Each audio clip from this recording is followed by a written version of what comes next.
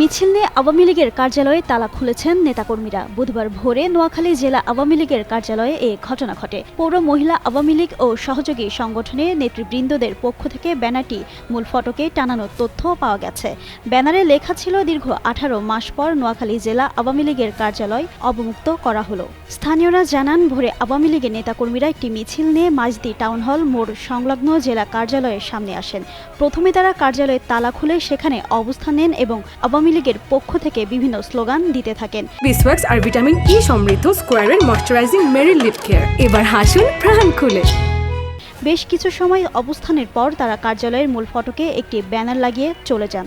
এদিকে আওয়ামী লীগের কার্যালয় খোলা নিয়ে প্রতিক্রিয়া জানিয়েছেন স্থানীয় বিএনপির নেতাকর্মীরা। জানান, অদৃশ্য কোনো শক্তির নির্দেশে কার্যক্রম নিষিদ্ধ সংগঠনের নেতাকর্মীরা কার্যালয়টির তালা খুলেছে। এ বিষয়ে বিএনপির কেন্দ্রীয় নেতাদের হস্তক্ষেপ কামনা করেন তারা। 2024 জুলাই অভ্যুত্থানের সময় নোয়াখালী জেলা আওয়ামী লীগের কার্যালয়ে আগুন দেয় বিক্ষুব্ধ ছাত্র জনতা।